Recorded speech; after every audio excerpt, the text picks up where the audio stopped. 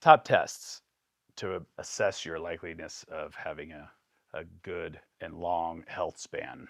Fitness. Yeah, fitness. You can assess that with the VO2 max, but really it's this, metabolic breath assessment while the person is exercising that just tells you a lot about the inner mechanics of how the body is working. Tells you how that heart and lung engine in your chest is performing. The size of that engine dictates, how fast we can move out in the world, how we can carry our weight, stay on a hike with the family, participate in daily life. We still need a pretty big engine in our 70s, and you don't usually get those unless you're building it well before. The good news is that the body is pretty forgiving, so you can be plagued with bad habits for many a year. But I think if there is some dedicated movement in regular lots of activity, the body does amazing things. But testing that, seeing where that's at, seeing how people use fat for fuel, this is something that a lot of us are lacking. We don't get a lot of walking type activity or this low aerobic activity that builds this big engine in our chest and then builds our body's ability to use fat for energy. Remove the fat from that fat bank that we've been depositing in for all of these years, that keeps that system flux in line. Understanding how somebody's doing in that, because if that's off, that is just going to shunt you right into the path of poor metabolic health, and then you've got all the health risks that we're trying to avoid. Right? That's number one. Strength testing. Grip strength is the metric we use, or throw about in to assess somebody's strength, but it's representative of their upper body strength.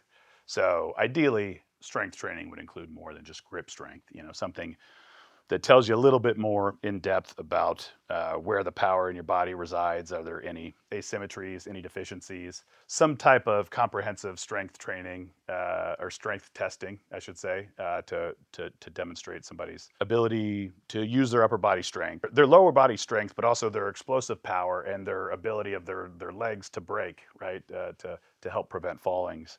That's pretty useful. Type of strength to do some coordinated movement, maybe more complex movement. That's a pretty good screening test. You're going to catch most things there. In the strength testing, while you got them in the weight room, why don't you take a look at how they move, what their balance looks like, the range of motion, of all these major joints, where their compensations are when they should be doing some of these natural flowing movements like a hip hinge exercise, like a squat. There's a lot you can tell from somebody, and then that's exactly it's exactly where you need to go fix the things, right? So it's pretty informative from that side too. I'd say a DEXA scan can be a predictor of longevity, more so for people who won't have a lot of longevity. Folks with, higher amounts of visceral fat over many years, low amounts of muscle mass, like those are going to be problems unless somebody intervenes on it. But muscle mass is interesting. People with a boatload of muscle mass, in the higher like 90th percentile, so those folks don't really live any longer, in fact, maybe less. The middle of the road and even sometimes on the slighter side of the muscle mass are where somebody, a lot of these 90-year-olds sat when they were in their 50s or 60s. But what was different is those guys had some blue collar gorilla strength, right? And so that's the real longevity metric. Longevity blood tests that can analyze somebody's blood sugar control and insulin sensitivity are super important. Like that's a key test into one of the most important systems within the body, right? This is the source of all of our unnecessary death risk is just poor metabolic health.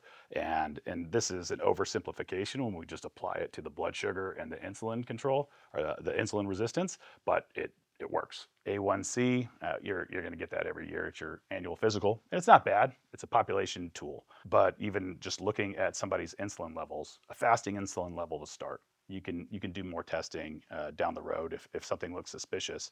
But if that fasting insulin level is elevated, there may be some pre-diabetes going on, but there's insulin resistance starting. Sometimes just an A1C and and if fasting blood sugar, aren't enough, I think looking at somebody's blood sugar over time with different foods, different levels of sleep, what it does during exercise can provide some pretty good information into what their blood sugar control looks like as well. Whenever that's not green here, it is a top priority. Let's just put it that way.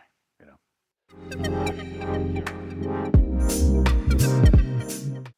the person it's too late for is not able to watch this or listen to this. You know what I'm saying? Like that's who it's too late for. If you're watching this or hearing this, it's probably not too late for you. I do not have any doubt in the body's ability to adapt and greatly improve. Yes, even in your 50s, I don't doubt that. The majority of the doubt should come from whether somebody who's done that for 50 years is actually going to go do it. But it can be done, and sometimes enough is enough, and it happens all the time. But yeah.